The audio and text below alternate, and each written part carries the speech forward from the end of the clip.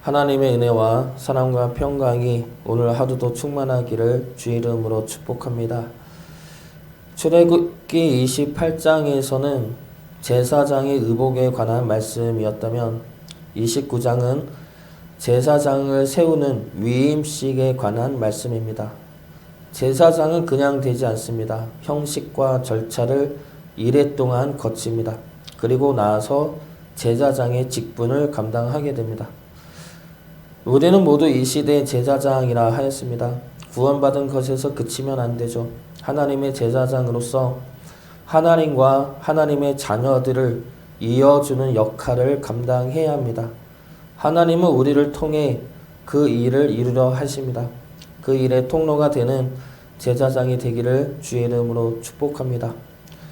제사장의 위임식은 크게 4가지 순서에 따라서 행해집니다. 먼저 첫 번째는 회막문에서 씻고 제사장의 옷을 입습니다. 그리고 두 번째 순서는 제단에 제물을 바칩니다. 제사를 지내는 것이죠. 이 의식은 회막문에 하나님 앞에서 행하는 의식입니다. 세 번째 순서는 제사장 옷을 입고 성소에 들어가 7일 동안 하나님을 섬깁니다. 그리고 마지막 4번째 순서는 회막문에서 제단에 올려진 제물을 먹는 것입니다. 이 4가지 순서를 따라 위임식을 치르게 되는데 이 위임식에 담긴 하나님의 목적은 1절 말씀에 분명하게 나오고 있습니다. 1절 말씀 보겠습니다. 내가 그들에게 나를 섬길 제사장 직분을 위임하여 그들을 거룩하게 할 일은 이러하니 곧 어린 수소 하나와 흠없는 순양 둘을 택하고 1절을 보면 제사장 위임식에 담긴 하나님의 목적은 2가지로 나오죠. 먼저 첫 번째는 하나님을 섬기는 것입니다. 제사장 직분은 제사장은 나를 섬기는 자, 곧 하나님을 섬기는 자이죠. 이것이 하나님께서 제사장을 세우신 첫 번째 목적입니다. 그리고 두 번째 목적은 거룩하게 하는 것입니다.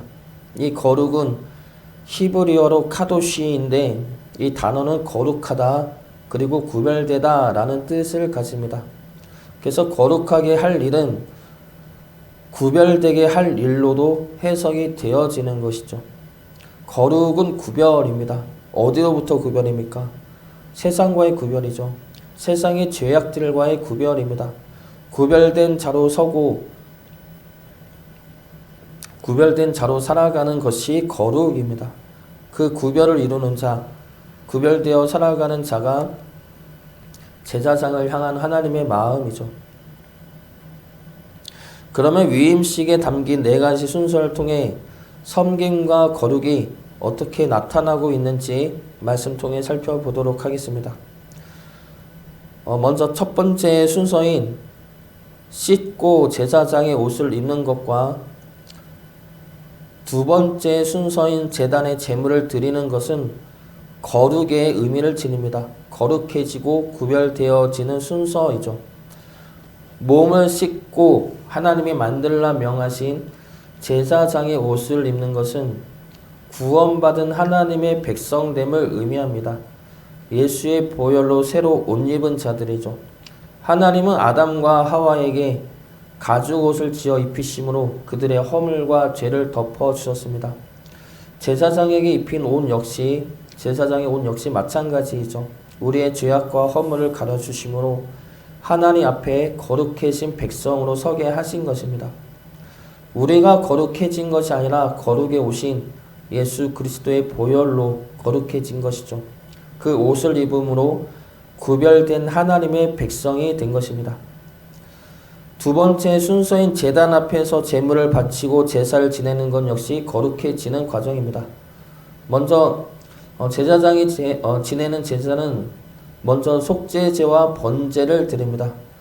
이 속죄제와 번제는 먼저 제물의 피를 제단 뿔에 바르고 제단 둘레에 뿌립니다. 그로써 제단을 속죄하고 거룩하게 그리고 구별짓게 만드는 것이죠. 그 다음에 잡는 제물은 순양인데 이 순양은 제사장을 거룩하게 하는 것입니다. 20절과 21절 말씀 보겠습니다. 너는 그 순양을 잡고 그것의 피를 가져다가 아론의 오른쪽 귓부리와 그의 아들들의 오른쪽 귓부리에 바르고 그 오른손 엄지와 오른발 엄지에 바르고 그 피를 제단 주위에 뿌리고 제단 위에 피와 관유를 가져다가 아론과 그의 옷과 그의 아들들과 그의 아들들의 옷에 뿌리라. 그와 그의 옷과 그의 아들들과 그의 아들들의 옷이 거룩하리라. 이 순양은 잡아서 피를 제사장의 오른쪽 귓불이, 오른쪽 엄지, 오른발 엄지에 바릅니다. 그리고 그들의 옷에도 뿌리죠. 그러므로 구별되게 만듭니다.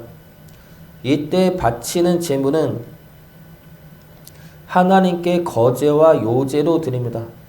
거제와 요제는 제사를 지내는 방법인데 거제는 하나님께 들어 올려 바치는 것이고 요제는 흔들어서 바치는 제사의 형태를 말합니다. 태우지는 않습니다. 그 이유는 나중에 요제로 바쳐진 제물을 제사장들이 먹기 때문이죠. 26절 말씀 보겠습니다. 너는 아론의 위임식 순양의 가슴을 가져다가 여호와 앞에 흔들어 요제를 삼으라. 이것이 내 분기시니라. 몸을 정결하게 한 후에 제사장의 옷을 입은 거룩의 옷을 입음으로 구별된 자가 됩니다. 그리고 나서 제단의 제사를 지내므로 제단을 거룩하게 구별되게 만들죠. 그리고 나서 자신의 오른쪽 귓부리와 오른쪽 엄지와 오른발 엄지에 피를 바릅니다. 그러므로 자신도 거룩해지게 만드는 것이죠. 근데 여기서 제물을 잡을 때 먼저 안수를 합니다. 그 이유는 나의 죄가 이 제물에게 전가됨을 그리고 온전히 옮겨감을 의미하죠. 그러므로 그 제물에 흘린 피는 나의 죄값이고 나의 피가 됩니다. 그런데 나의 죄값인 그 피를 내 귀에, 내 손에, 그리고 내 발에 바르는 이유가 무엇입니까? 내 귀에 무엇을 듣고 내 손으로 무엇을 행하고 내 발이 어디로 향하는지를 분별하라는 것입니다. 구별되어 행하라는 것이죠. 말이라는 것은 생각 이상의 큰 힘을 가지고 있습니다. 부정적인 말을 하고 부정적인 말을 하면 그런 생각을 하지 않았음에도 불구하고 그 말을 통해 우리 자신에게 부정적인 생각이 흘러오게 되죠. 누가 남을 헐뜯으면 전혀 생각하지 않고 있다가도 그 말을 듣고 그 사람을 보면 그 말이 생각나게 됩니다. 그래서 다르게 보게 되죠. 말의 힘이 상당합니다. 사탄이 하와를 속일 때도 말로 속였고 그 말을 통해 죄가 들어왔습니다. 우리는 누구의 말을 듣고 있습니까? 그리고 우리의 손은 어떻습니까? 이 손은 우리가 하는 일들만을 의미하지는 않습니다. 내가 하려던 일들, 내가 생각하고 내가 계획하는 일들, 내가 이루려는 일들을 의미합니다. 발은 내가 가고자 하는 곳이죠. 내가 향하고 있는 곳입니다. 우리는 누구의 말을 듣고 있으며 무엇을 이루려 하고 있으며 어디를 향해 가고 있습니까? 하나님의 말씀을 듣고 하나님의 뜻을 이루며 하나님의 인도하심을 따라 가기를 바랍니다. 이것이 피를 귀와 손과 발에 바르는 의미입니다. 그렇게 구별되어 거룩한 주의 백성으로 살아가기를 주의 이름으로 축복합니다. 몸을 정결하게 하고 제사장의 옷을 입고 제사를 지내는 것은 거룩하기 위해서이죠. 구별되기 위해서입니다. 그렇게 구별되어서 우리는 하나님을 섬겨야 합니다. 위임식의 세 번째, 네 번째 순서는 하나님을 섬기는 것을 의미합니다. 세 번째 순서는 하나님의 성소에서 이래 동안 하나님을 섬기는 것입니다. 29절 말씀 보겠습니다. 아론의 성인은 후에 아론의 아들들에게 돌릴지니 그들이 그것을 입고 기름 부음으로 위임을 받을 것이며 30절 말씀 그를 이어 제사장이 되는 아들이 회막에 들어가서 성소에서 섬길 때에는 이래 동안 그것을 입을지니라. 거룩해져야 하나님을 섬길 수가 있습니다. 구별된 백성으로 서야 하나님을 섬길 수가 있습니다. 그 섬김의 이후에는 무엇이 있습니까? 하나님의 식사가 있습니다. 하나님이 차려주신 잔치와 식탁이 있습니다. 이것이 네 번째 순서입니다. 31절과 32절 말씀 보겠습니다. 너는 위임식 순양을 가져다가 거룩한 곳에서 그 고기를 삶고 아론과 그의 아들들은 회막문에서 그 순양의 고기와 광줄에 있는 떡을 먹을지라. 여기서 나오는 이 고기는 어디에 바쳐진 것입니까? 하나님께 바쳐진 것이죠.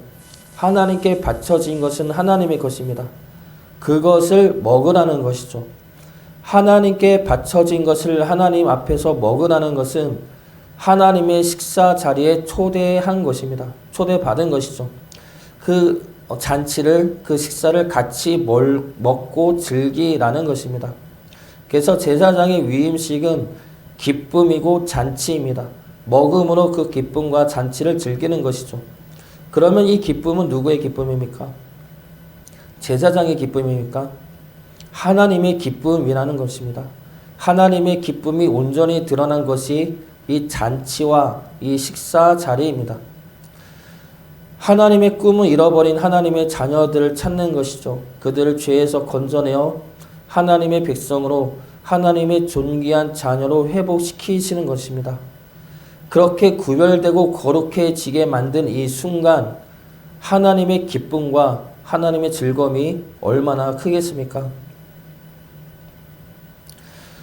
우리 자녀가 어린이집과 학교를 다니는데 처음에 어린이집을 다닐 때에는 어린이집에 가 있는 몇 시간이 그렇게 허전했습니다. 얼마 되지 않음에도 불구하고 애들이 생각나죠. 지금은 가는 게 편하긴 한데 예전에 처음에는 그러했습니다.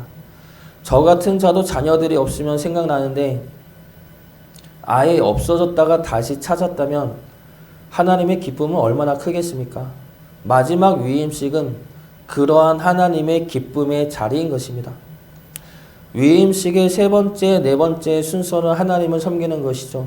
그 섬김이 일방적인 순종과 굴복이 아닙니다. 하나님을 만나는 것입니다. 드디어 참된 우리의 아버지를 만나고 아버지는 사랑하는 자녀를 만나는 것입니다. 그것이 섬김이죠. 그것이 회막이고 그 만남이 이루어지는 곳이 그 만남과 그 사랑과 그 기쁨이 이루어지는 곳이 회막이고 성막인 것입니다. 하나님의 제사장으로 우리는 구별되어 하나님을 섬겨야 합니다. 하나님을 섬기는 것은 하나님을 만나서 하나님과 하나 되어 하나님의 사랑과 기쁨을 누리는 것입니다. 그 사랑과 기쁨 속에서 하나님과 하나 되어 살아가는 주의 자녀 되시기를 주의 이름으로 축복합니다.